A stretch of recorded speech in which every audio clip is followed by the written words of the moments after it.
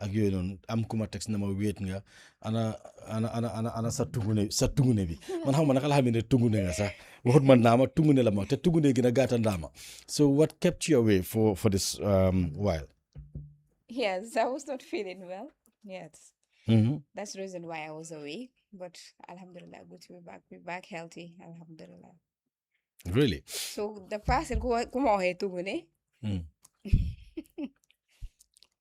Man xam nga man suma yoon si golo bu puudaru man dañ ma wax rek man yóbbante la rek te gaa ne yóbbante aaxa la soo ko waxut tam amal nga boppam borom aaxa. baax na xam naa borom waxut ko mais yow yaa toog. léegi yow lan moo tax nga foog ne man maa war a wax loolu lan moo war a tax. borom gisut ma xamut ma naka la mu xamee. How do you know? But how do you know?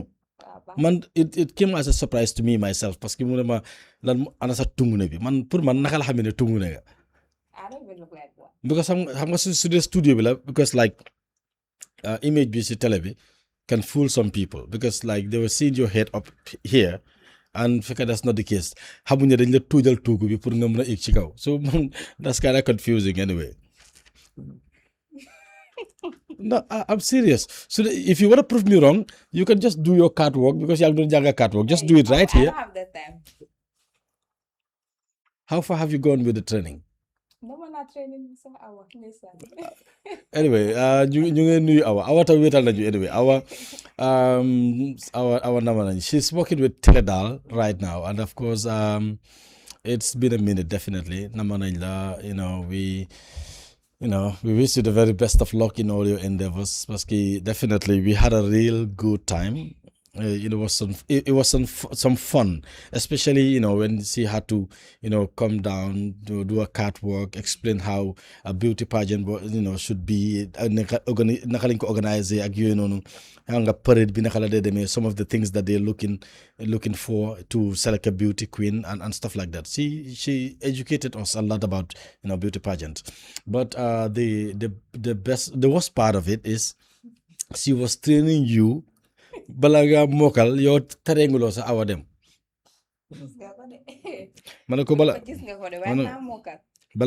nga mokal sa awa dem anyway but because ñu bari jaar nañ ci Morning Star bi from the breakfast show to the Morning Star of course the likes of Ndeye Fatou Diouf ñu ngi ko nuyu bu baax ñu ngi ko tatagal the likes of FS jaar na fii xam nga fii daara la ndax gëm nga loolu gëm nga ne fii daara la waaw fii ñu bari jaar nañ fi Ndeye Fatou Diouf Sara Camara FS Sanyang Modou Lamine Badji man yow Awa Sané Mariama Dem kanati Baylo Bari ak kan Kawsu Badji ak kanati just tell me you name them.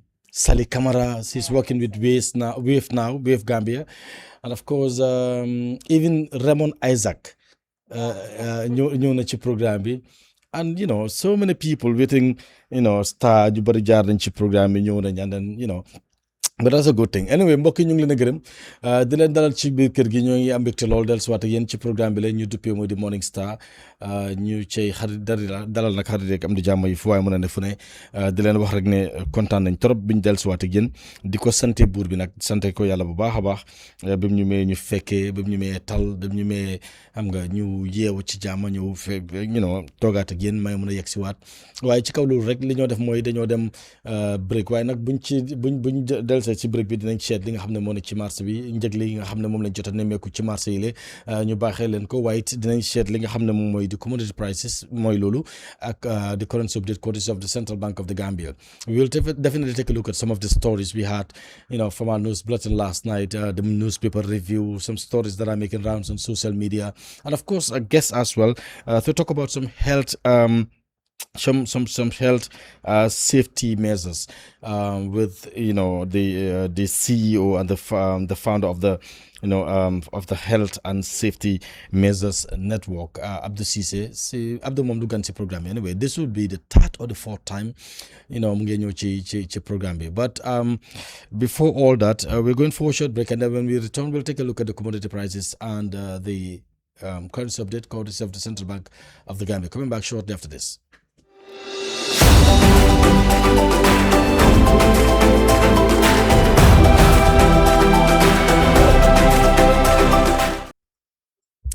Aïcha su ko defee ñu dal si waat ak yéen ci programme bi la ñu dem ci marché bi seetli fa ne tey jii yemoo fukki fan ci weeru novembre 2025 ñu tàmbalee nag ak American bag of rice bi nga xam ne moom lañ jàpp ne mu ngi toll ci 2136 maa ngi jégalu may mun a yaa fi laal poobar bi nga waroon a yaa fi laal poobar de yaa tax may tisooli bi nga ñëw di def poobar sa mbuur bi laa la ne dig ma tisooliloo yaa xam de si biti nga ko laalee poobar bi ngay ñëw ci biir studio bi anyway American bag of rice mu ngi toll ci $2,100 saaku sadam mu ngi toll ci $3,200 saaku barabara bi toll ci $2,500 saaku sukur mu ngi toll ci $2,300 saaku liñoŋ mu toll ci $800 sa 20 litre gallon bu diwlin mu ngi toll ci $2,100 10 litre bi toll ci $1,200 5 litre bi toll ci $650 waaye ñu ngi gis it $750 mooy bi nga xam ne moo dul nelaw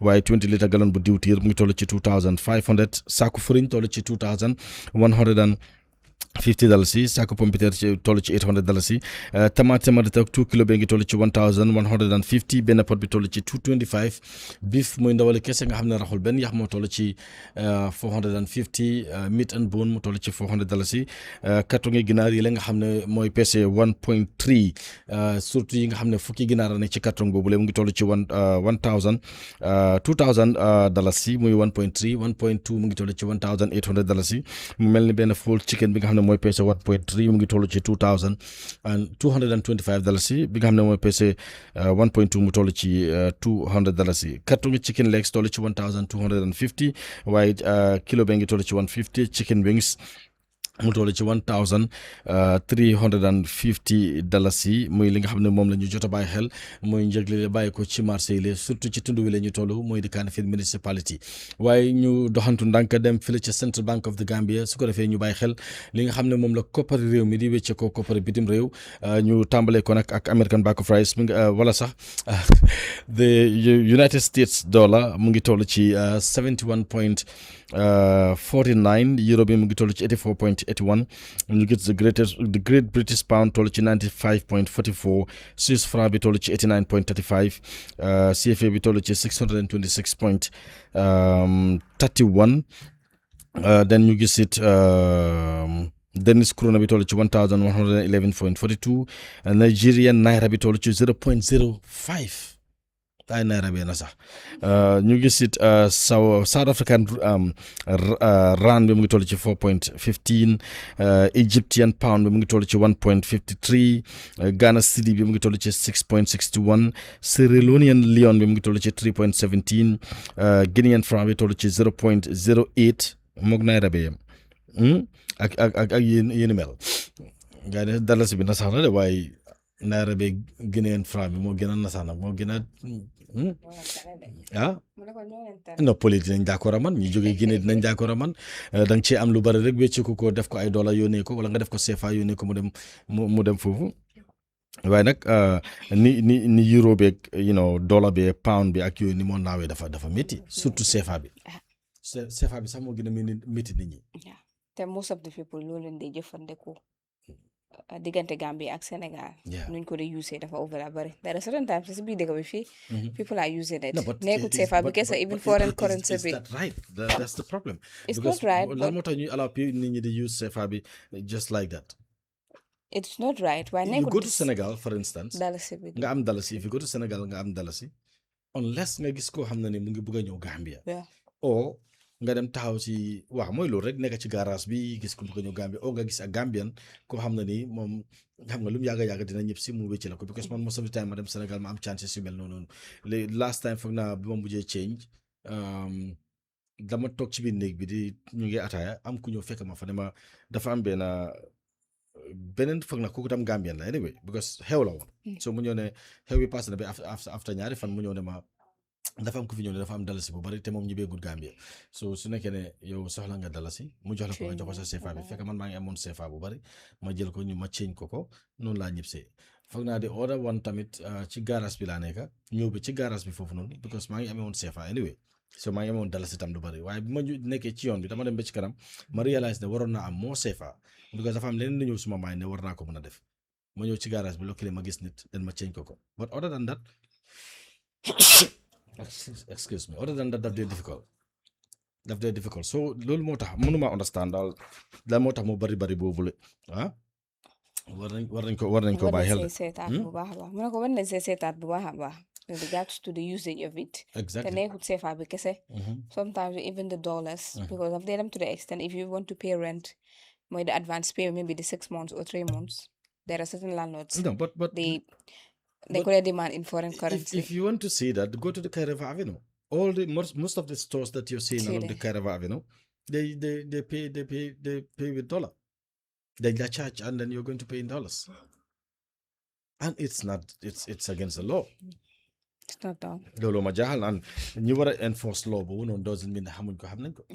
ku dem sax ñoom seen boppa ñu ngi am stores yoo xam ne ñu ngi ko fay. xam nga fii that's the problem we have in this country. ñoo xam ne ñu war a enforce law bi ñoom seen boppa sax day breaking the law.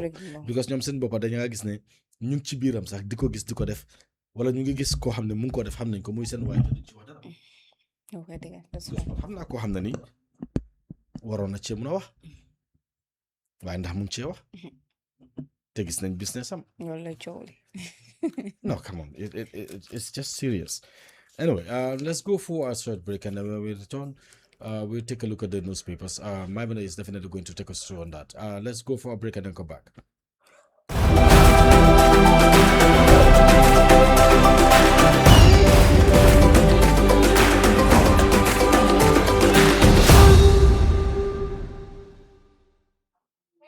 All right, welcome back. Maimuna is going to take us through the newspapers. Can you please, Maimuna? Thank you, Jirajif. Good morning once again and welcome to the newspaper review segment. We have two newspapers here named The Standard and that of the Point newspaper. So going through the headlines on The Standard, we have Barrow dares Jammeh to return. UDP versus UDP false Bensouda's false claim. We have budget proposes 10.29 billion for wage and salaries. We have Barrow says all ministers, governors, chief Al-Kalulus must campaign for his re-election.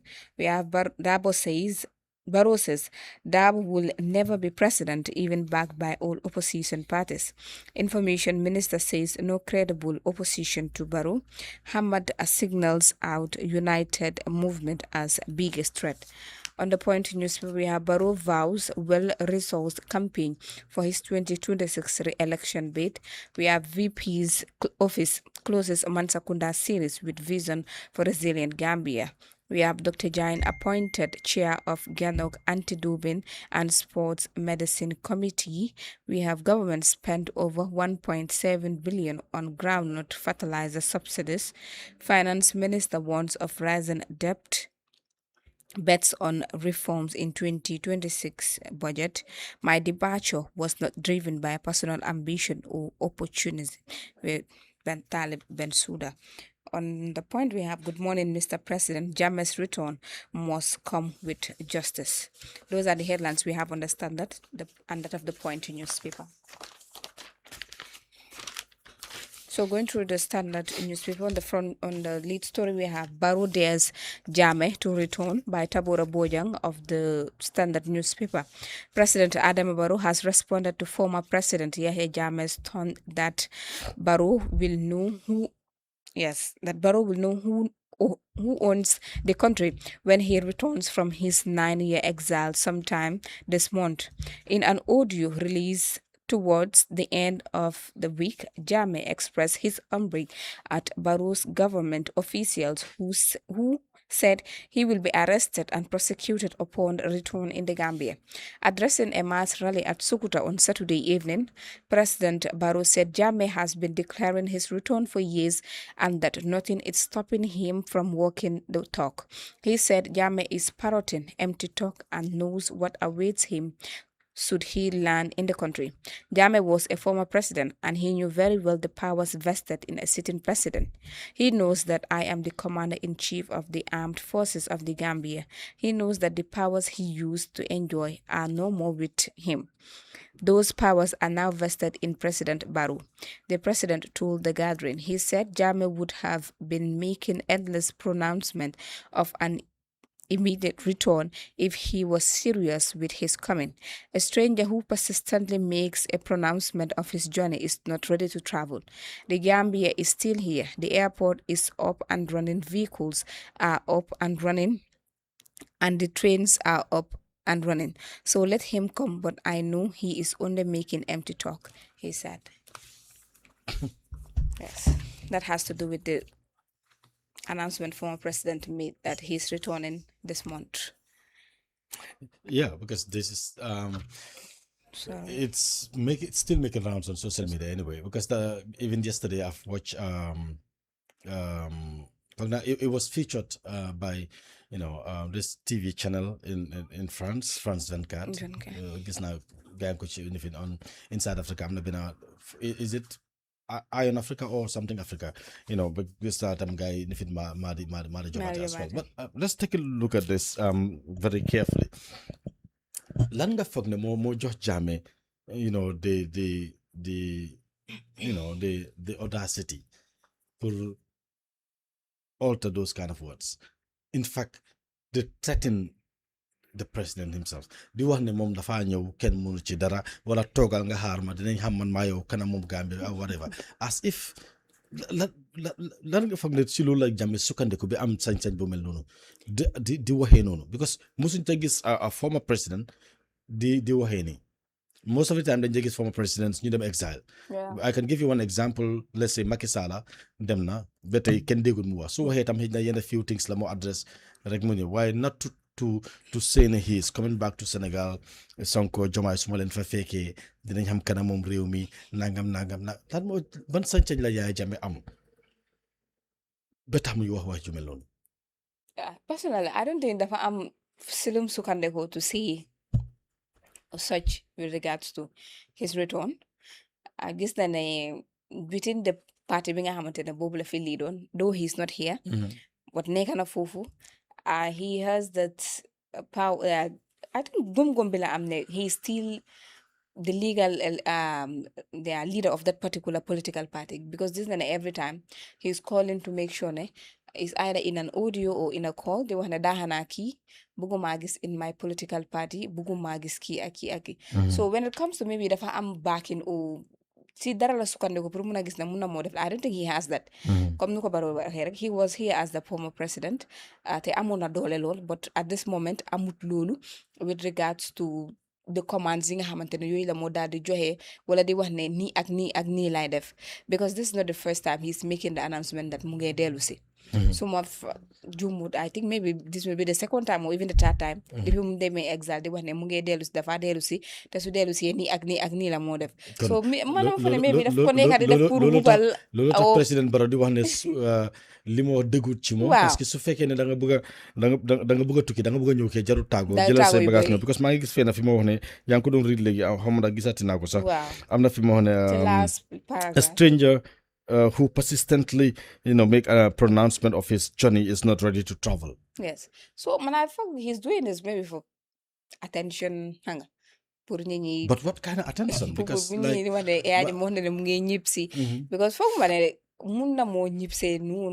though he's a citizen of this country, but du ko fi génne maybe dañ toog waxtaan pour mun a gis ne mu daal di génn si dëkk bi fii. So foog ma ne mun naa toog noonu rek mu wax ne moom dafa dellu si li nga xamante ne am na ñoo xam ne dañ foog ne comme am na suma benn xarit boo xam ne waxtaan nañ ci moom waxtaani politique am man mun naa koo dékku waaye yow ku mel ni yow mënuloo koo dékku parce que moom fu ko neex la mu ngi feeñee. Pour moom Jammeh kenn mënu ko stop dafa xëy paak bagage ami dugga ci plane bi biir Equatorial Guinée naaw tag Banjul International Airport gars yi welcome ko comme ni ñu ko daan welcome mu waaxu dem fi moo dal. moom la ko jógee I don't think it's going to be in that way. Non munta nekk because soo ko xoolee dafa munta nekk. gis nañ the TRRC happen on na fi. We've seen so many revolutions yi nga xamante ne mu ngi bàyyi ko from the TRRC. Tuuma yi nga xamante ne yu leen teg si ndoddam. And most of the people yi nga xamante ne moo nekk the victims they are yearning for li nga xamante ne moo nekk justice. Because this and even announced his return victims yi tamit xam nga génn si wax nañ seen wàllis with regards to loolu. So I don't think dafa nekk a normal thing pour mu gis ne mun na moo génne from Equatorial Guinée mu ñëw rek dugga si moto pare mu dem soxlaam fekkoon loolu la maybe su nekkoon exam maybe in 2 to 3 years du fa doon toog ba to the extent of maybe 9 years su doon mun naa waaxu rek ñëw këram ñëw këram te fekka óor na ko ne dara du ko si fekka I don't think mënoon naa egg exam bi waroon naa egg moom loolu la moo challenge because dafa ne moom he will not be prosecuted because gars yi nga wax ne su accès dañ ko arrêté ne he will be prosecuted loolu tax muy wax gars yi dinañ seet man maa yéen kanamam man maa yow kanamam réew mi as if réew mi jàmmeeku naa la ndax baroku naa la réew mi ñëpp a ko bokk mu ne ko réew mi daal da ko bokk te képp nga xam ne ni jàmme di waxee dafa we are guided by laws dañu am loi yi nga xamante ne ñoo nekk si biir réew mi fii so whether you are a former president or a current president xam nga you are guided by li nga xamante ne moo nekk loi yi dëkk bi so no one is above the law. Anyway, he's a citizen of this country. Yeah, he's a former head of state.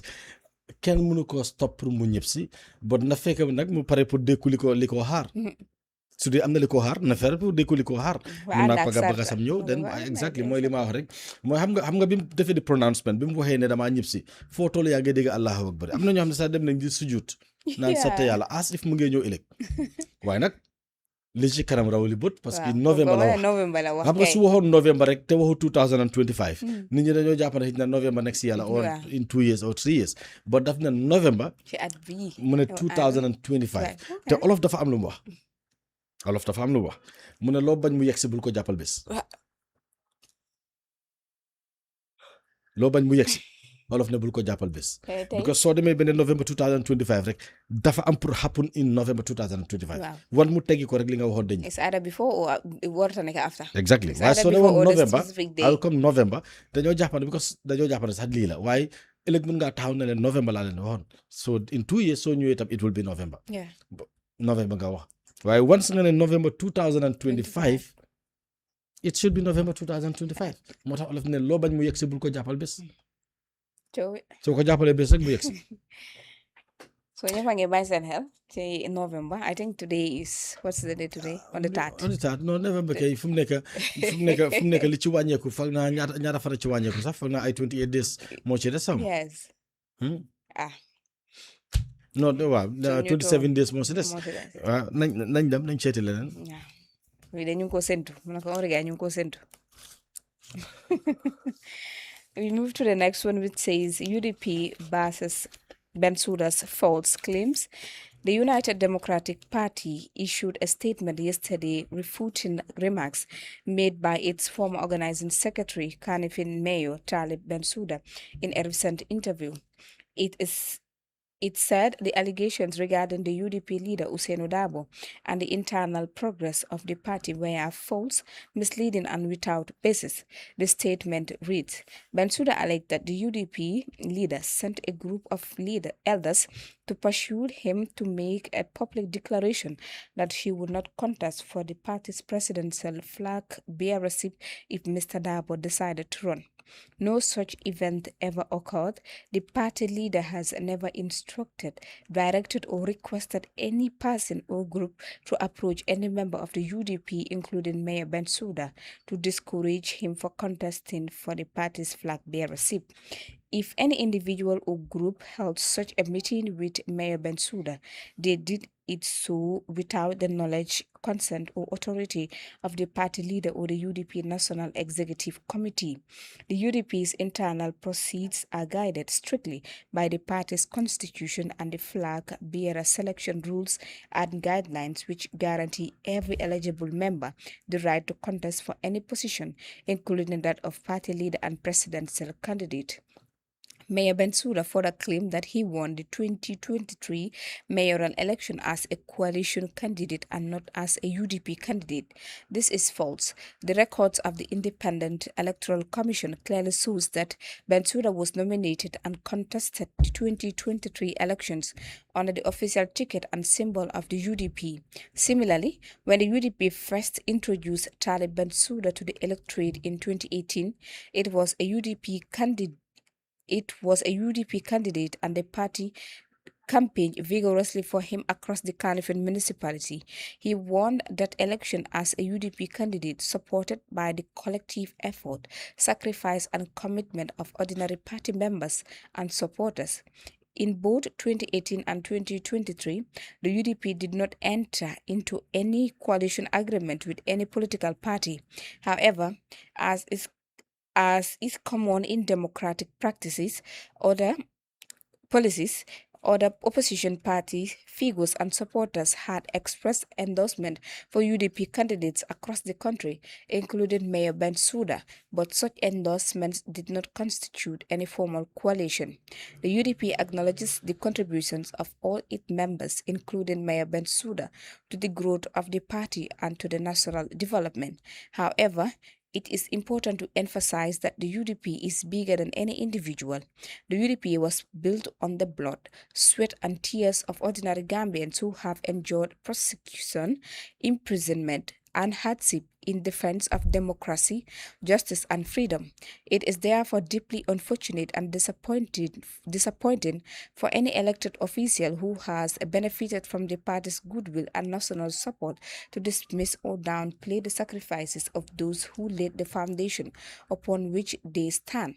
The UDP will continue to uphold its principle of unity, democracy, discipline, and respect for all members, but it will not allow any distortions of history or misrepresentation of facts to undermine the collective struggle and legacy of the party. The party will not be distracted by attempts to show division or rewrite the truth. The UDP stands firm under the leadership of Ousainou Darboe, committed to the ideals of justice, equality, and service to the Gambia. Wow. That's from the UDP to Talib Ahmed Bensouda. ndax nit ñi ñu ngi doon séentu ne sëy bi su tasee lu mel ni dina am ndax yow séentuwuloo woon ne sëy mun naa tas si diggante UDP ak Talib. xam nga back in 2018 and then ba ñëw to the next elections in 2018 ba balaa next elections yi man am na koo xam ne soo ko waxee du ko mën a gëm. Yes, but immediately time elections ak whatever.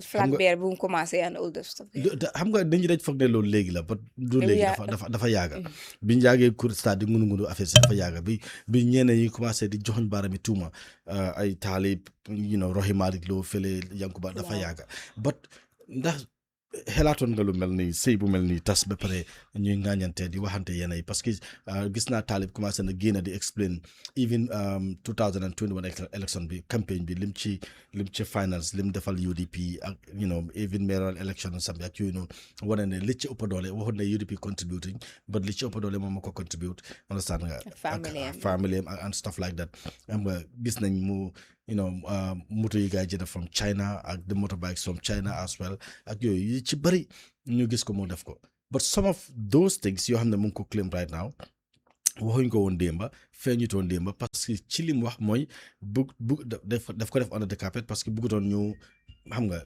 jàppane su bés bi ñëwee mu taxaw pour flag bearership dina ñëwaa because of moo taxoon mu dugal fa xaalisam whatever some things like that but ndax gisoon nga sëy bi tas ba pare lu mel nii di am ci diggante lu UDP ak Talib because few key points laa jël fii nii but nañ dem ci loolu ba pare after ñu seet another key point here.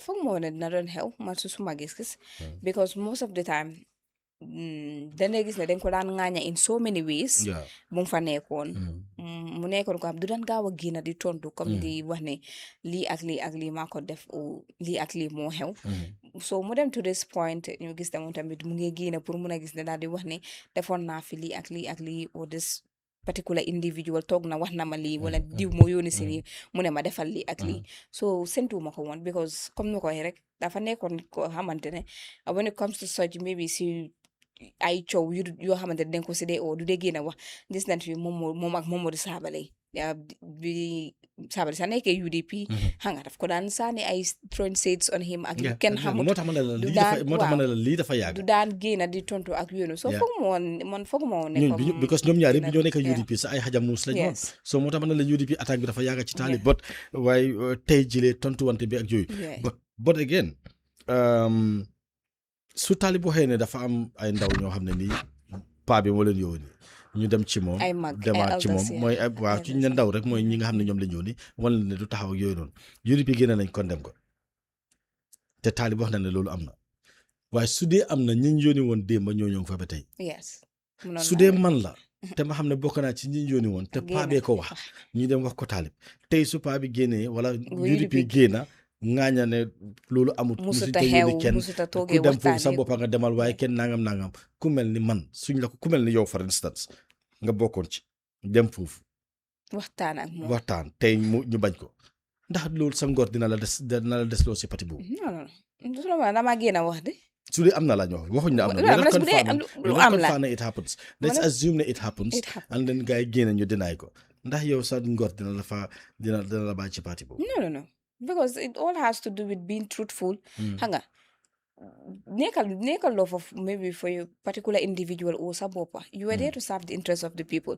So when some things happen in as much as dem na be wax ne yónnee leen ay nit pour mun a gis ne ñu dem si moom waxtaan ak mu regards to loolu if those people are there ñu ngi dégg nga ñamante baa ngi xam ñii ñu ngi génn ñu wax ne du dégga musuta xew musuta toog waxtaane ko o yónnee ay nit pour mun a gis ne mun nañoo waxtaane bi regards to loolu yow soo xamee ne bokk nga sinti nga xamante ne yooyu leen yónnee woon pour mu dem waxtaan ak Mr Bensouda génnal nga wax ne bokkoon naa si délégation bi nga xamante ne this particular individual muy ñëw ne ñu dem si moom pour waxtaan ak moom with regards to the issue of flag bearer.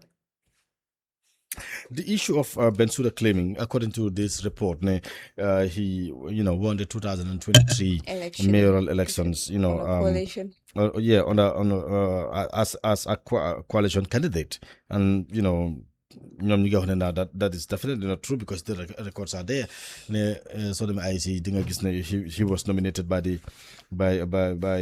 nominated and contested the 2023 elections under the ticket of the UDP. In 2023 was there a coalition? Loolu ma jaaxal xëy na man ma fàtte because mënuma understand loolu. There wasn't a coalition. Maybe endorsement amoon na maybe certain maybe political parties. No endorsement. Yeah, exactly. Yes, you endorse, maybe I endorse this particular candidate from this. No, amoon na sax. Waaw loolu moom du ñàkk waaye comme coalition. So loolu la mean by the coalition. Yes. But even though because your nomination bi does it show ne yow independent nga dem or you're contesting on a ticket of a coalition this thing it was on the UDP so more time they will come right out to condemn that. Yeah.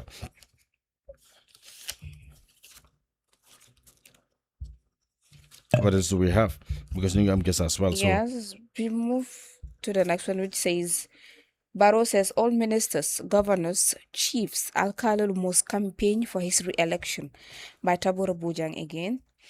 President Anna Barrow has declared that all cabinet ministers led by the Attorney General and Minister of Justice must campaign vigorously for his re-election for a third term in office next year. Speaking at a rally in Sokoto Saturday evening, President Barrow declared that all cabinet ministers, regional governors, Sefolo and Alkalulu will participate in the election campaign.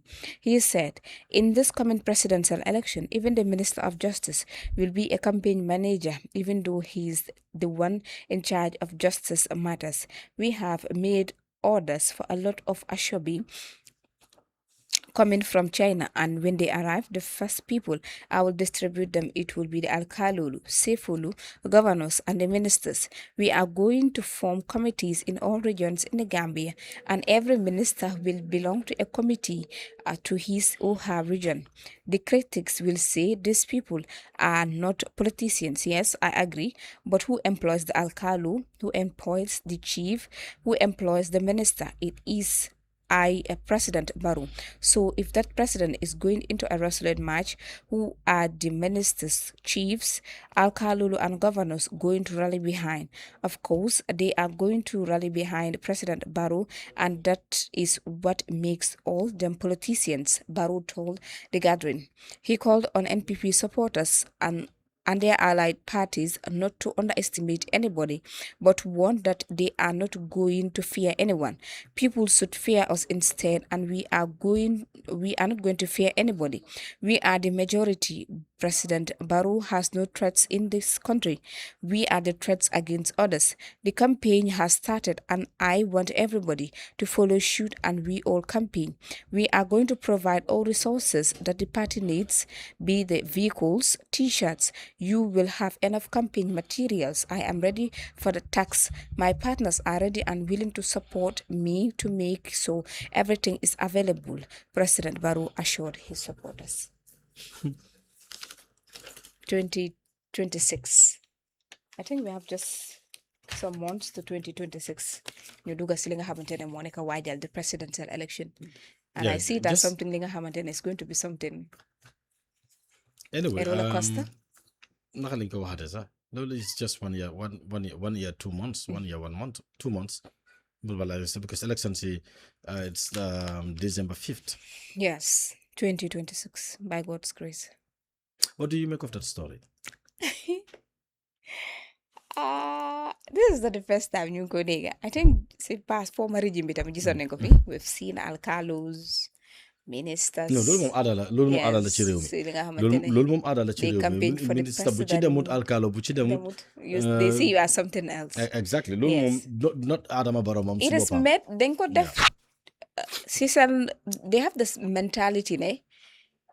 Being it you are an alcalo, you are a CFO or a chief, you must rally behind the ruling president.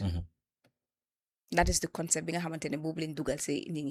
you go to most of these village heads, if you engage with them, manduma wedi comme nguur bu ñëw rek man dama ànd ak moom parce que ñoom fa lañ toog nguur la ñoo àndal nguur la ñoo àndal suñ ko defut ñu folli leen suñ leen folliwut sax développement du ñëw ci réew moomu wala ñu indi la jafe-jafe si li nga xamante ne moo nekk sa béréb bu liggéeykaay exactly dem na to the extent that ngeen la te who employs the alcalos, who employs the CFOs. So gis nga reason they cater jox leen nga li nga xamante ne moo nekk salary pour mun a gis ne ñoom tamit mun nañu am seen salary. Maybe I've seen that maybe that could be a yardstick pour mun a gis ne mun nañu use guy pour mun a gis ne they could campaign for the president. Because maybe but that's obvious. Ku baña campaign for the president is obvious ne is either dinañ la xañ sa salary wala ñu génnee na si li nga xamante ne si sa liggéey bi nga nekk without any genuine reasons. da nga foog nit ñi sax ñoo laa boole. yes opposition la ñu nekk ci dëkk boobu seen bopp ay opposition ñoom seen bopp ñooy génn dem boole la. ñooy dem but looking at situation bi ni mel right now most especially recently ñu ngi gis the political living like that's the situation in this country political landscape. Political landscape. If you take a look at the political landscape, let's say the situation right now. Ci diggante bu gàtt bi we've seen the return of Ousainou Darboe coming from Europe, his European tour, and then we've seen President Barrow going to Sukuta and held a very powerful rally. Looking at these two events, would you say it's going to be a tough call come to 2026 presidential elections? Whosoever should win must have to pull the bull by the horn, because when Darboe was coming, we've seen the crowd, we've seen the jubilation, fans coming out, supporters and everything. Then we've seen Darboe going to Sukuta as well with that crowd as well. Does it seems to be a very tight race? Does it seems to be a very naka laa ko waxatee xam nga bëri naka lañ ko de waxatee ndax combat bu métti la nduru dem yëpp dum naka yow ku xool situation would it be an easy ride for the incumbent, or do you think it will be an easy ride for the opposition? Because to them people will definitely rally behind them. Then Gambia be President Barrow, they're not going to vote for him or whatever. Because if you talk to them, that's the kind of belief that they have. People are not going to vote for him. And you talk to some UDP, you to take a look around. You have a conversation with some folks of NPP. UDP are divided. They're the strongest party. Problem. But right now their house is not in order, so it will be an easy ride for the incumbent elections. So if you take a look at the two events, the welcoming and the rally at Sukuta, does it seems like that way? Yes, because most of the time, buñ gisee coow bi bu mu commencé, most of the people yi nga xamante ñoo nekk is it political analysis yi. Bu division bi xewee when Bensouda bu mu génnee form his own movement.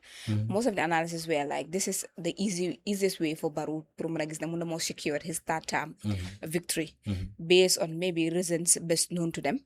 So mu doon loo xamante ne it's going to be a very tight race between the incumbent ak li nga xamante ne moo nekk the main opposition, the United Democratic Party. Because soo ko xoolee when it comes to elections fii, most of the people duñ they vote based on maybe the policies and agenda of that is a particular political party. They vote based on suma xarit la, suma dëkkandoor la, ñu bokk a xeet. suñ famille moom la njaaga support UDP la njaaga support wala APRC la njaaga support wala so mu doon loo xamante ne daal affaire si dafa tight.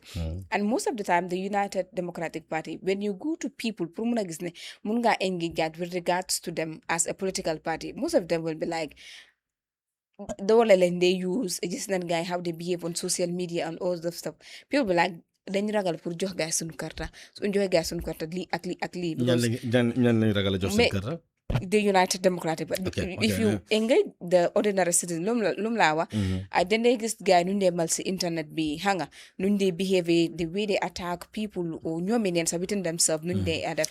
So they be like suñ leen joxee suñu karta dëkk bi nu moom turn into. am nga démba ci guddi toog naa Safidine di waxtaana kenn ci drivers yi nekku di drive sax right now because of the motor but driver la anyway.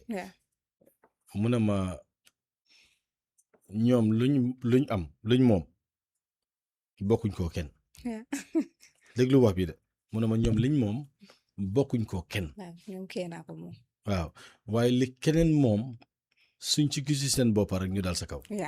na nga jàngatee loolu parce que daf ko wax mu ne ko li nga wax nii la li nga wax nii rëy na de mu ne ma lu leer la. déedéet of recent gis nañ waaye moom tamit dafa am feneen fu mu far soo fii te ñaareel soo faree fii neneen ngay gisee feneen waaye li mu wax ci UDP laa wax li mu wax ne liñ moom ñoom UDP liñ moom bokkuñ ko kenn bokkuñ ko bokk ak kenn loolu seen àll li bopp la waaye liñ bokk ak ñëpp suñ ko jiitewut wala gis ci seen bopp rek baaxut duñ ci bokk. It has to do with maybe is it a coalition or because people have been accusing them of not having interest in any coalition but have that they're not leading it. They're not leading. ñoom sax xam ne loolu fii political party bu fi dem wax ne da ngaa dem coalition ak UDP it's obvious ne ñoom wax ne ñoom ñooy lead. foog naa recently dégg naa Barrow mu ngi wax political parties for them to come and join UDP. Yes. Join UDP in the sense pour ñoom ñu rally behind the UDP ndax pour join UDP for them to select a flag bearer at the end of the day. Is that the case? I don't think that is going to happen. Okay. So it's obvious that they should come and join the political party pour mun a gis ne mun nañoo fight seen common interest pour génne fi li nga xamante ne moo nekk di incumbent but when it has to do with the leadership that will be the problem. That will be the problem. And I foog naa ne there are certain political parties that ñoom tam the likes of ñoom GDC because I think last time ñoom tam génnoon nañ wax with regards to the issue of coalition joining a coalition so ñeneen ñi duñ nangu obviously pour mun a gis ne they could come and join a political party te duñ bokk si li nga xamante ne moo nekk di forefront of the that coalition because si past election bi gis nañ ne coalition amutoon but when the results were about to be announced gis nañ de Mama Kandeh ak nga xamante ne moo nekk Essa Faal ñëpp gathered at ki nga xamante ne moo nekk Ousainou Darboe's residence pour mun a gis ne loolu waxtaane ñàkk a pexe la woon rek waaw most of the people criticized them they were like dañ ko waroon a def before election boobu sikki ma lakkandoor la rek parce que ñoom ñëpp a doon ut amuñ yëfi ñàkk na ñu ne ñëw tuggee dañoo fight ko to seene fayawut ak nangama nanga boobu sikki ma lakkandoor rek ndaje boobu noonu waroon naa nekk before loolu la ñu waroon a def mooy they should have come together before and then you form that coalition then ñu dem into elections but yéen elections si kenn ku nekk taxawal sa bopp ku nekk ngeen ba sa mbur ngeen dem ñu daan leen ba pare ngeen ñëw taxaw ne da ngeen a fight results si together loolu moo taxoon amutoon benn sens because loolu li gars yi naan sikki malakandoor rek ñoom ñëpp seen sikki malakandoor ñu ñëw ñu join because loolu man gisuma ci woon benn sens anyway dañoo jàlla dem ci leneen parce que ñu ngi am guest dañ ko bëgg a lifin most of the stories are repeated but this one repeated but let's just take a look at one story please then maa ngi la send dara after soo paree yow nga check ko then you them for a break. Yes, we have a guest in the studio. The point in newspaper says government spent over 1.7 billion on groundnut fertilizer subsidies by Momodou Jawo. Lamin K. Sanyang, Deputy Manager, Director of the National Food Security and Processing Marketing Corporation, formerly known as the Gambia Groundnut Corporation (GCC), stated in a bold demonstration of its unwavering commitment to the agricultural sector. The government of the Gambia invested over 1.7 billion in subsidies for groundnuts and fertilizers during the past rainy season. He informed the gathering that as part of the government's continued commitment to prioritizing the welfare of farmers and ensuring that fertilizer and other essential inputs are readily available, over 973 million was spent on fertilizer and nearly 700 billion on groundnut subsidies, totaling to over $1.7 billion. That he noted signals the government's untimely aim of supporting the country's agricultural sector and addressing the challenges farmers face. This significant financial intervention, he said, aims to ease the burden on farmers and ensure that essential agricultural inputs remains both accessible and affordable. Sanyang was speaking on Friday during a recent engagement with SESCO presidents ahead of the 2025-2026 groundnut season, emphasized that the government's investment reflects a deep understanding of the challenges Gambian farmers face and a strong resolve to uplift rural livelihoods and addressing their challenges. This level of support is unprecedented, Sanyang stated. The government is not only making fertilizer and groundnuts available, but is ensuring that they are within the financial reach of our hard-working farmers. This is a clear indication of the state's dedication to transforming agriculture into a more productive and sustainable sector. Thank you very much. Fagna, that would be the only news story we're going to take a look at. No need even to go for a break. We are not going for a break, control room. Let's go straight and take a look at some of the news stories we have, because we're expecting to have Mr. Abdou Cissé, with us in the studio to have an interview. Let's take a look at this story from our news bulletin last night. The Gambia National Food Security and Marketing Corporation scales back groundnut buying stations through stem losses. Let's take a look at that one and come back, please.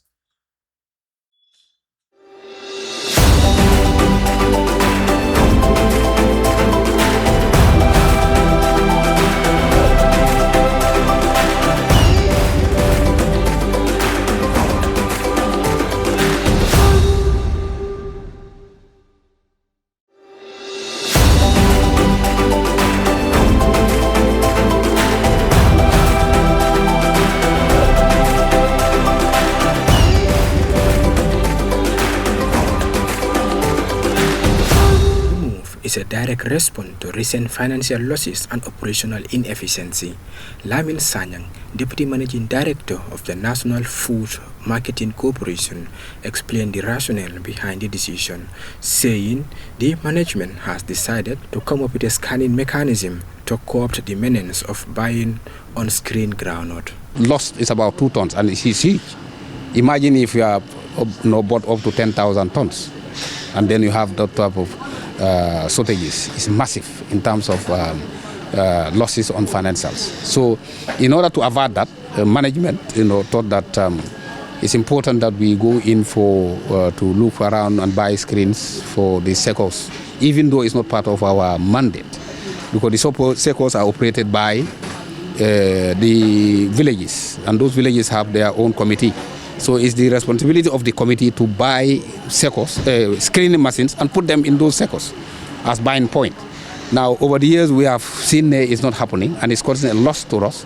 So this is why management thought that it's important that we go in for it. And then we will have a contract with the SECO president. We don't want to tell them now until when we are coming back for another engagement. And now it's about the screen supply to them. DMD Sanyang also revealed plans to address the issue of mobile money payment, which was a key complaint which affected farmers in the last groundnut buying season, stating that his office has came up with a remedy which is intended to solve the issue of payment for the farmers, and a bidding process will be open for mobile money operators. Mobile money payment was something that we brought up last year, and there are challenges.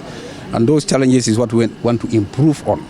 So we are giving them assurance that those challenges will be taken care of this year. You know, we started it and we've noticed some challenges. So this year we are going to enjoy different mobile operators, mobile money operators, so that at least anybody who fits in the criteria that we are going to set, you know, is the one that we are going to deal with. And that guy will ensure at every outlet there must be enough money for the farmer to have access to his money. Thomas Robert, NFMCA Director of Planning and Development, emphasized that the move is not only about managing losses, but also about empowering the development of farming in the Gambia. He outlined the continued support provided by the government to the farmers, including assistance in accessing loans from banks for groundnut buying and investment in an ongoing construction of a groundnut processing center. Losses. Gerte ñun jotuñ ko ci dépôt bi. Akoy nata jube ko yettiol doljo me yalon ko mom futiyema. Waaw lolu problème la. Ako wakete ko ya bundati. Pour ñun lolu losses la. Ako pitol la yewoke perte le o mo kedi losses. Lolu ay million. Additionally, the National Food and Marketing Corporation confirmed that the issue of transporting groundnuts from the sectors will be handled directly by the National Food Security and Marketing Corporation. For Star TV. All right. Right after that news story, let's take a look at this. The Gambia validates revised civil service regulations to modernize and enhance public service delivery. Let's take a look at that one. It's going to be the last news story we're going to take a look at before we welcome our guest in the studio to talk to us about health safety. Let's take a look at that one. The existing framework, last reviewed in 2010 and published in 2013, required updating to address emerging challenges such as advances in technology and evolving best practices. The revision aligns the civil service regulations with contemporary governance needs and service delivery demands. Honorable Aliwin Jai, Secretary to Cabinet and Head of Civil Service, described the validation process as a pivotal moment in the government's ongoing efforts to professionalize and strengthen the public service. Among the key highlights of these revised rules and regulations, I am brief, include the incorporation of digital processes and e-governance, principle in administrative procedures, strengthening measures on ethics, discipline, and professional development, among other things. Thus, this validation exercise is not merely a formality. It is a reaffirmation of our collective commitment to uphold the highest standard of service and integrity.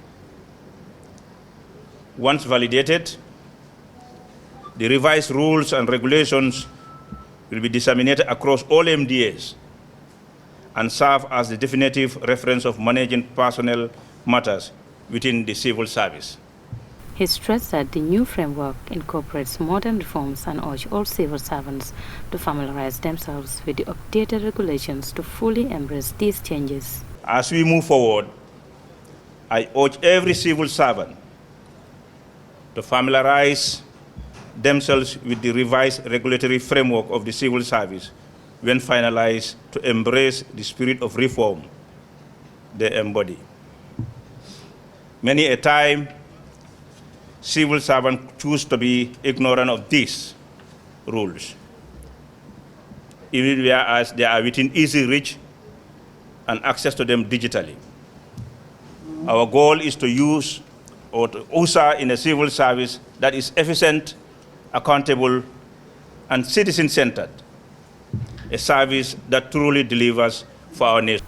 Honorable Babakar Boy, Minister of Public Service, Administration Reform, Policy Coordination and Delivery, highlighted that this initiative reflects the Barrow-led administration's commitment to reforming and reinforcing the pillars of good governance, professionalism and accountability within the Gambian civil service.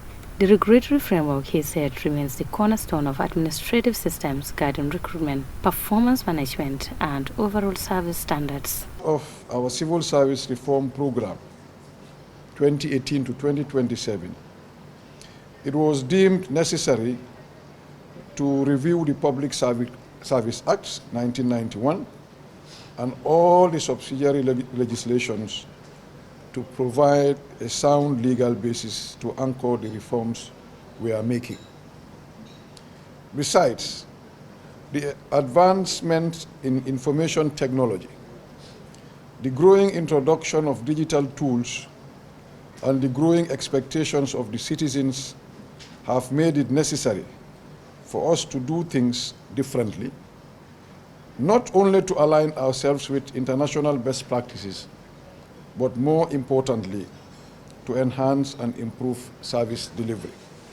A key innovation in the revised framework is the transition from paper-based processes to an online platform, facilitating more efficient communication and administration. A civil service that will desist from having to write to Permanent Secretary, PMO, UFS Permanent Secretary, MOPSI, requesting for secondment. All right. Thank you very much, Maria Madam.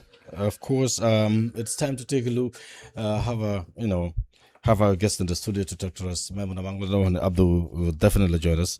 And finally, Abdul is with us in the studio. So no need to go for a break because I'm on enough time. Because after Tambuganan, you said the stories that are making rounds on social media as well. And of course, like I said earlier on, that we were expecting to have Mr. Abdul Cisse, who is the founder for health and safety measures network. They're advocating for awareness policies and its implementation in the Gambia.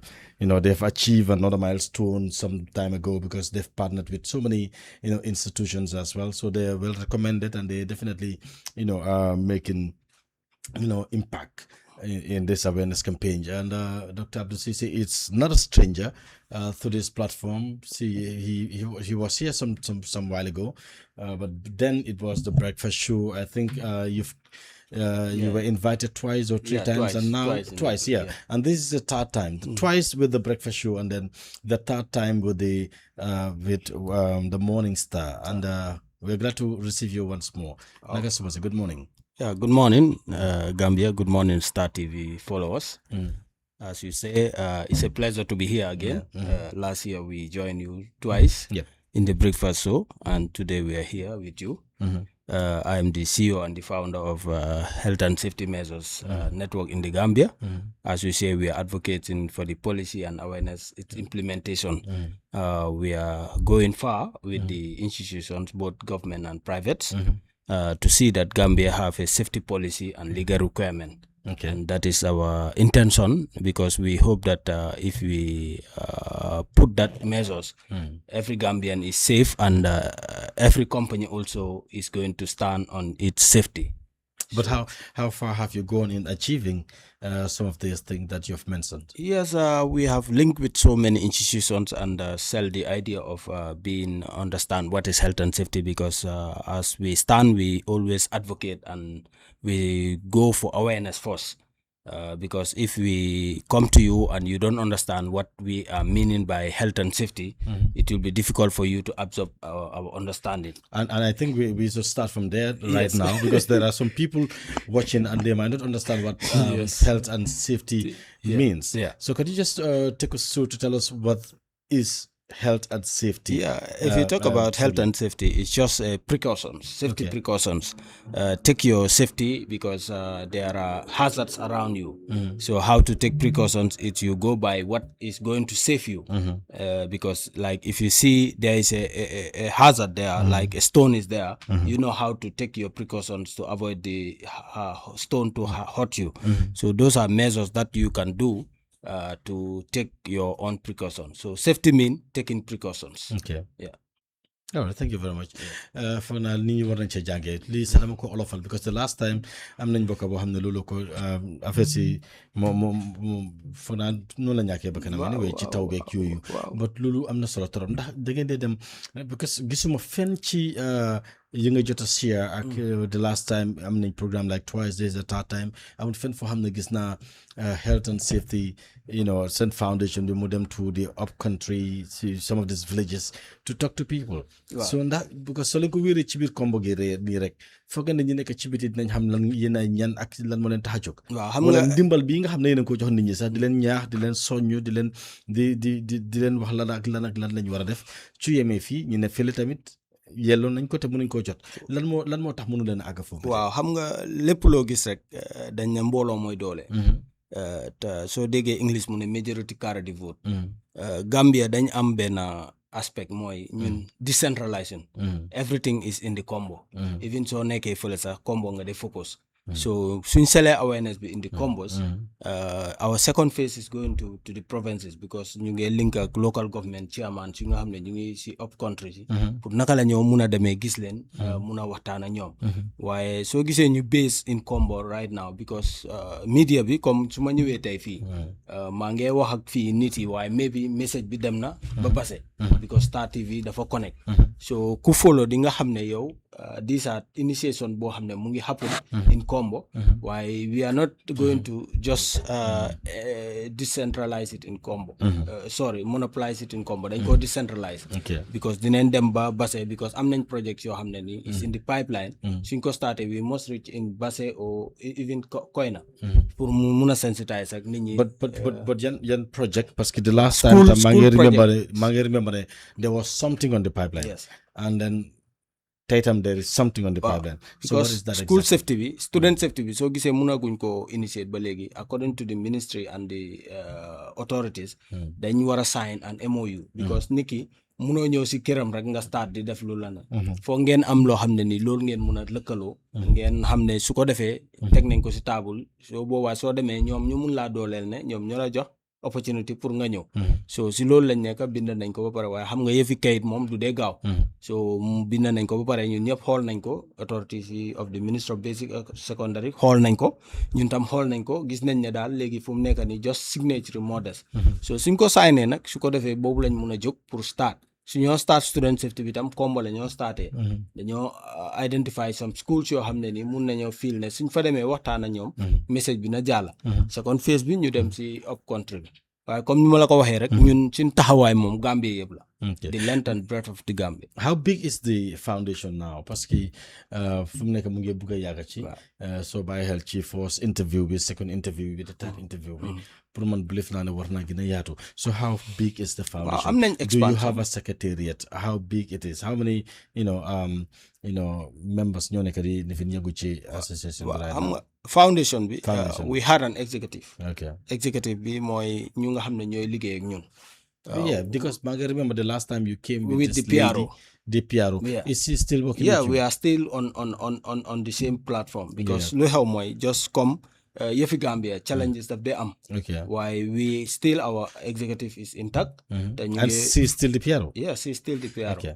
ñu ngi focus ne definitely before the end of this 2025 we will engage fully in the Gambia te am nañ yeneen baaxaas yoo xam ne tamit am nañ yeneen support ñoo xam ne ni de internationally acknowledge nañ sin foundation bi because gis nañ ne health and safety is a paramount thing loo xam ne ni ku nekk moo ko soxla su fekkee mun nga understand what is health and safety so loolu moo tax ne sin foundation bi is expanded anyway it's expanded.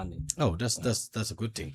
Balaa may mën a di ñëw xam naa ne mu ngi la am na lu mu laa waajal but what are some of the success stories parce que bi ngeen tàmbalee ba di tey di advocate di educate people the public about health and safety measures and stuff like that lan ngeen achieve so far not deals that you've signed but lan moo xew loo xam ne da nga ne ok lii impact suñ impact bi moo tax ba lii am na lii ak lii am na o nit am loo xam ne ni nit muccee na ci.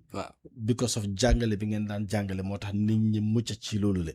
ndax foundation bi record na any success story in terms of advocacy in terms of yeneen ak yeneen yi ngeen a def. waaw loolu soo ko laajtee dinañ si kontaan trop because comme dama ko dee wax si media yëpp man before ma start lii. to be candid ci Gambia bi laa dëkk te génnuma like dama dem like for 10-15 years. I just go for short time. Before ma ñëwaat back gis naa ne there was no implementation of health and safety amutoon si dëkk bi. waaye soo xoolee yoon bi connect AIC sax. am na signs yoo xam ne ni people are applying. this road safety. so government tamit initiate nañ ne. loolu yàgg na fi di ndax. no what it was not being focused as ñun buñ started sensitization. Okay. Because gis nañ ne léegi soo seetee institutions yu bari. they are trying to bring a focal point. mooy comme dinañ establish a function of health and safety. te loolu mun nañoo wax ne xaj na si suñ kaddu lañ déggee wala ñeneen institutions yu nga xam ne ñu ngi work towards that. so for them there is a way of ñu ngi improve. Though the culture is still below. waaye ñun suñ sauvé gis nañ ne the impact is coming is improving. So ñun suñ achievement as a foundation ñun try nañ ba am nañ ñun train nañ compagnie boo xam ne MSC la. last year November this year tamit jox nañ ñu a contract boo xam ne ni def nañ medical check up. to check with their old staff. their blood states and glucose and everything. loo xam ne ni loolu ñoom ñooñu entrust. so emuñ si loolu tamit sin sensitizations daf dee expand. ba yenn school si add nañu. si seen groupe yi pour ñu leen di mun di advocatal. kon gis nañ ne am nañ jéego tuuti. waaw so there is hope in the future inshallah. Oh, that's loolu am na solo trop. Why what are some of the challenges lan moo because yéen a ngi advocate for health and safety measures. but lan mooy yenn challenges yoo xam ne it is a risk. loo xam ne ni definitely Gambia lii war nañ ko bàyyi xel. occupational health is a challenge. because occupational health. okay because comme tey fii. meaning. mooy bérébu liggéeykaay yi. ok bérébu liggéeykaay yi pour ñu recommend health and safety. lu si ëpp doole propaganda la. comme tey fii soo xoolee. bu maa dugg gis naa ne extinguishers yi ñu ngi ko fi def.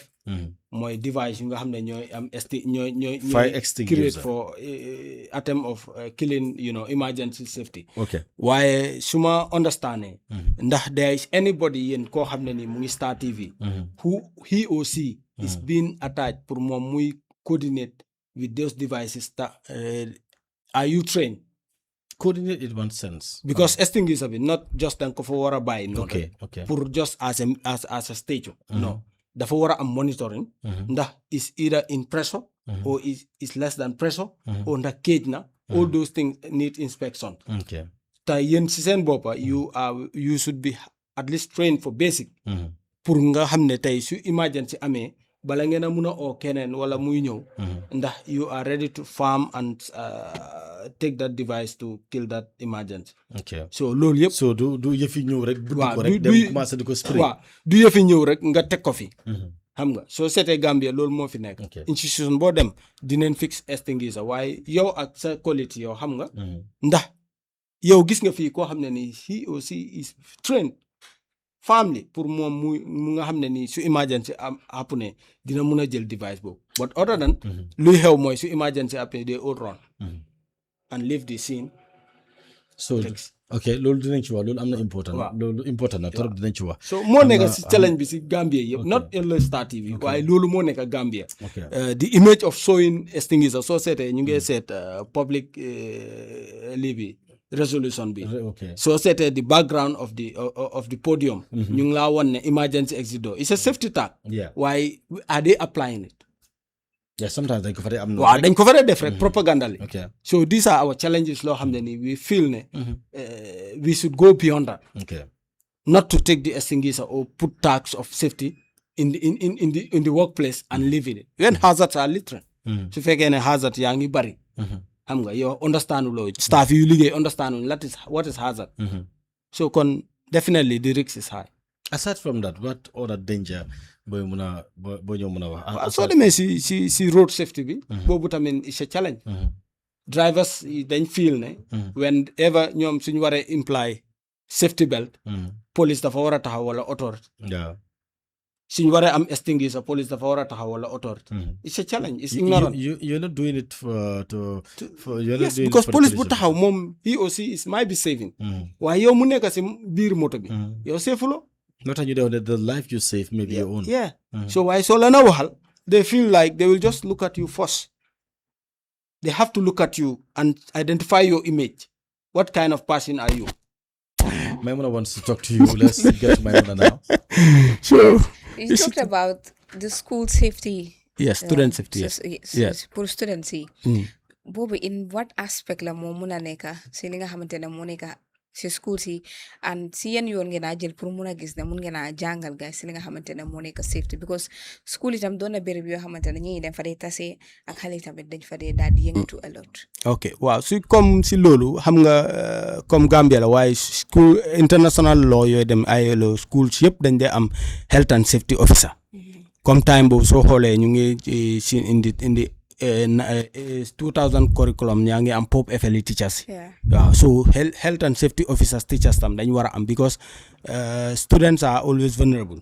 xam nga yaa ngi dem si environment boo xam ne yaa ngi bàyyi sa kër yaa ngi xam nga yaa ngi healthy yaa ngi safe nga dem si environment boo xam ne ni wanag bi correctut lekka yuñ laa jaay safeut su fekkee jigéen nga yaa ngi toll foo xam ne ni period ñoo na amuloo paat amuloo sanitize so all those things we need to implement a health and safety officers boo xam ne ni it's going to concern and coordinate ba pare sell the awareness of being safety in general.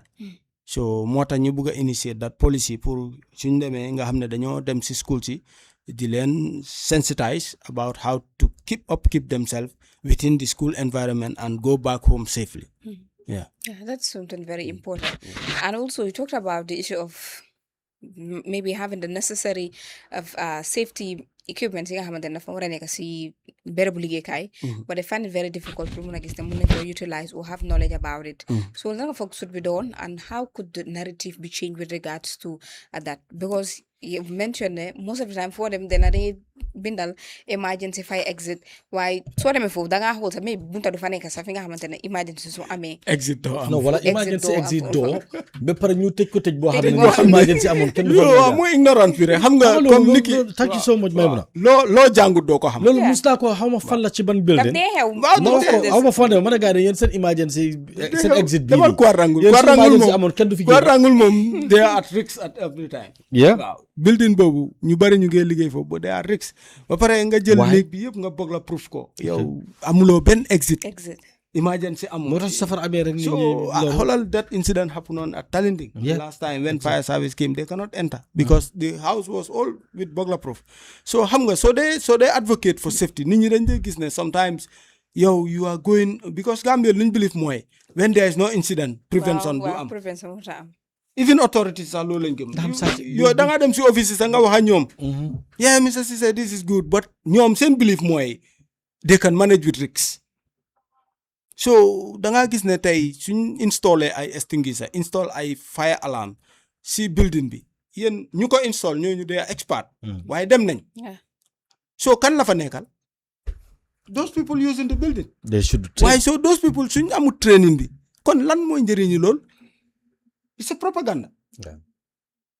So the first thing mooy dañ war a train ñu nga xam ne personnel yu nga xam ne even 2 or 3 people these people are trained for the emergency safety of this institution. moo tax disaster da nga am a natural disaster then nga am a man-made disaster am na disaster yoo xam ne nit ki moo ko def dafa am jéeya li olof naan jéeya mooy disaster li in this stage yow man gis naa fi hazard boo xam ne ni I just observe man su ma demee in a place the first thing I do I observe how the safe no xaaral nag ñu waxtaan gis loolu electric web xaaral Abdou ndànk rek soo paree nga dal si kaw mooy jaar so mare ndànk rek yow da nga war a employ health and safety I'll push you to that no dama war a employ lan health and safety person. non yow amul problème parce que yow ci biir waxtaan bi sax am na lu ma cee bàyyi xel loolu after dina la boole kii parce que dina am xale yoo xam ne dañ leen jàngal.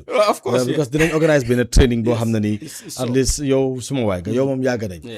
dinaa try xam at least staff bi ñu organise benn training so ñu def loolu but ndaama bi bugg naa moom fire extinguisher bi moom laa bi bugg moom bari na doole mun naa téye display. moom bari na doole man su ma amee doole. Anyway xam nga technique la rek waaye technical ethics moo fa nekk because moo tax ñu ne ko device. Yeah.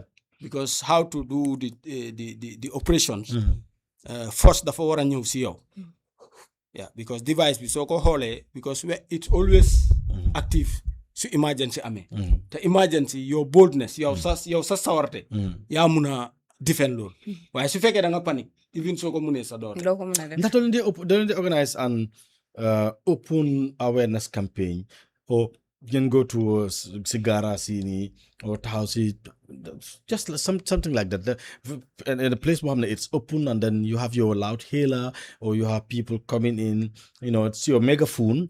You have a megaphone and then, you know, you talk about some security measures where people will come and then listen. Why the challenge of Gambian into safety. No, Bobby, you can talk to me because I will be the consultant. Sometimes you feel like you are dormant, comme yow kenn la ci mbir mi. Because fii nit yi ñu war a njëkk a jàppale mooy authority bi. To empower us. Nu ñoo empower mooy nañ try ñu accept lu ñoo wax ak ñoom. Because man dama gis ne authority bi ñoo gën a nekk at risk. Okay. Special government officers. ñoo gën a nekk at risk. Okay. Because same institutions, mostly 80% of these institutions, they are not implying safety. te nit ki nag suy liggéey mu jógee këram safe. At least war ngaa secure environment am bu moo liggéey mu safe. waaye su fekkee ne moom safe. So how could the public adhere ne yow lu nga wax dinañ ko nangu. yaa wax loolu. Anyway, because from the Kenya xam naa ñu koy tàggatoo may mun a doon dama quick set si tax may mun a da nga pare. No. Okay. Then su ko defee because dañ bëggoon a check some few stories yoo xam ne ñu ngi doon make rounds on social media and then ñu ngi am 15 minutes lañ am waaye nañ continuer rek tuuti. Then su ko defee ñu ñëw xam naa what's trending may mun a dama ragal ne xëy na ñaar ñetta rek la ñu mën a seet. After parce que health and safety measures am na solo trop pour ñu but dafa am beneen banxaas boo xam ne yéen dafa am solo trop pour ngeen di waxtaan ak ñooñu dafa am solo trop pour ngeen di lëkkaloo ak ñooñu xaw ma ndax jot ngeen a am that collaboration but the National Disaster Management Agency. Thank you very much. National Disaster Management Agency ñoo nekk body boo xam ne nii ak Ministry of Health ñoo war a gën a nekk ñu empower waaye lu ma laa wax si Gambia rek comme challenge bi soo bàyyee xel soo demee si sin page bi yaa ngi gis ne mus nañoo meet the executive director of National Disaster Management waxtaan nañ ba Point newspaper génnee si kàddoom moom lu mu wax waaye since 12 June mun nañu sign sin MOU mu ngi si Dexam MOU bi mu ngi si Dexam te man sign na it's just moom pour mu endorse rek I have to follow up dama dee dem ba léegi bro I feel like man lu ma def but lan moo nekk ci MOU bi loo foog ne mooy war a tax MOU bi it was gazetted because nekku ne moom rek moo ko xool daf ma delegate ci you know his senior officers ñu xool ko ne ko it's okay we can go ahead waaye moom léegi endorse moo des te moom moo joxe kàddoom waaye lan la wax ne moo tax I don't know okay I will sign that's what he said so ñun mënuñoo implement it's been how many months now 12 June up to now 12 June up to now it's coming like 6 months so su fekkee ne ñoom façon nit yooyu ñu ñoo empower si loolu ba pare di delay something loolu mooy embodied pour ñu sawar pour def kon how are we going loolu boobu affaire la c'est que National Disaster Management Agency bi moom war ngeen dafa war a soft ñun utuñ nothing from you ñun we are looking for national development as you exactly waaye su fekkee ne yow ñun waxtaan nañ ba nga ne waa defal ñu def sin quota mun naa waa ne documentation dafa day jël time but loo xam ne yow sax senior si check nañ ko ba ne you can go ahead nga ne ma sign I think the next 2 weeks yow war ngaa enter sa signature. Anyway ñu tàggatoo parce que lu fu loolu laa bëgg a laajte parce que ñoom ñooy yor wàllu jiye di ci xool di dimbale nit ñi ak yooyu kon yéen comme que yéen a ngi dox ci lu mel noonu war ngeen a mën a am that collaboration war ngeen a mën a am that ndifin bi nekk seen diggante yéen ñaar waaye lan ngay tàggatoo rek Abdou. waaw lu ñoo tàggatoo rek mooy nañ encourage bootaay yu mel ni ñun rek. pour safety of this country. safety suñ ko waxee dafa nekk loo xam ne nii kenn bàyyut si kenn. ñëpp ñoo si war a booloo ñu dem.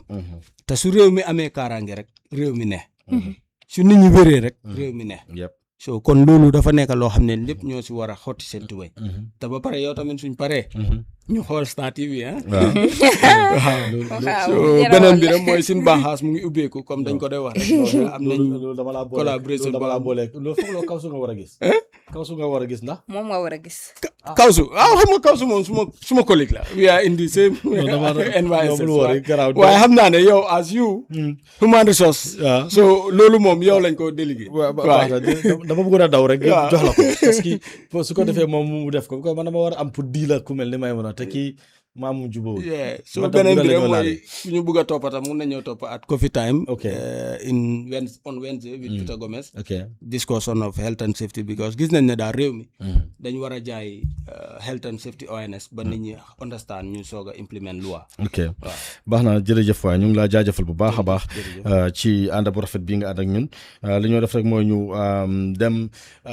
dem seeti Abdou nañ ko bàyyangum fii balaa moo jóg waaye because of amuñ waxtu bu bari control room suñ mënee dem rek please ñu dem straight and take a look at some stories that are making rounds on social media because we have like foog naa is it 5-6 minutes or whatsoever but si biir loolu mun nañoo seetaan just few stories that are making rounds so that ñu indico because as far as promotion we are going to take a look at some of these stories. Let's go straight and take a look at them.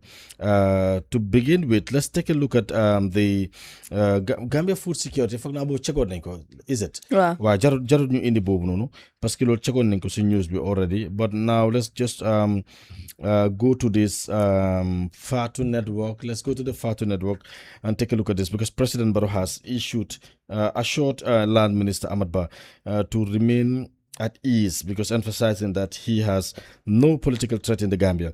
He also recalled when opposition leader Ousainou Darboe referred to him as Moses shortly after Darboe's release from prison in 2016. Not that one. This is Kir Fatu. We are talking about Fatu Network, where President Adama Barrow assured the land minister, to remain at ease because, he has no political threat in this country. And, he recalls when, opposition leader Ousainou Darboe calls him Moses right after he was released from prison. maa ngi fàttaliku loolu mooy Barrow to us is like Moses just like Moses Barrow naka la ko waxaatee Barrow to us like Moses was to the Israelis or something like that because time boobu ñu ngi ko mooy bi Mandela di jóge prison but is it true ne President Barrow does not have any political threat? Political threats loolu ñaaka di loolu ñaaka si because si campagne bi Amadou Ba nga wax ne mu ngi doon adresse di wax ne the United Change for Movement aw naka Taliban suda seen threat la ak ñooñu waaye ñu ngi leen a monitor but moom mu assure ko ne you have to be at ease because I do not have any political threat. If that's what he think bu mu campaign for the presidential election nañ toog rek with the concept that they don't have any political threats. So loolu mu nga wax foofu am nañ threat. Yeah, yaa ngi nekk civil politique and you expect that you don't have any threats? No. No, but loolu danga waxi ku daanu si saret rek la. waxi ku daanu si saret. yow est-ce que naan la sa garab yi. non yow naan loo sa garab yi ndax niñ la ko waxee nga fàtte ñaar suba ñaar ngoon ñaar kii wér na. yow nag timid yana ko de amuloo political waaye ku daal saret la si war saret baalu sareti mbaam la ndax bu kii boos la am di yow nga ne saret Waa kon boobu daal si boss bi la seen boss bi. Anyway, let's take a look at just one video parce que we cannot look at all the stories because time is definitely up. There is this video I want people to watch. You know, it might be funny to you, but it's emotional as well. And then people need to learn a lot from it, especially those that are living with disability. Because disability does not mean inability. You might suffer from this, while you can achieve a lot with that condition. Sometimes they melni, then after nga fogne yow no comme que amna lu wañé ko ci yow mënatuloo def XYZ da nga lazy. You should not be lazy. There is this boy ko xamna ni ak condition am nu mel yépp, he is happy out there playing football. Let's just take a look at this video and come back.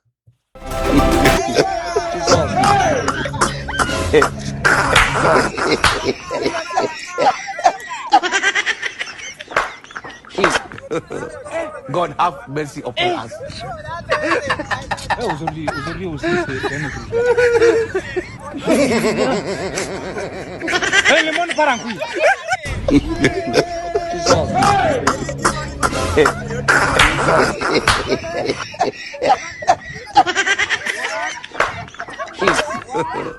God have mercy upon us.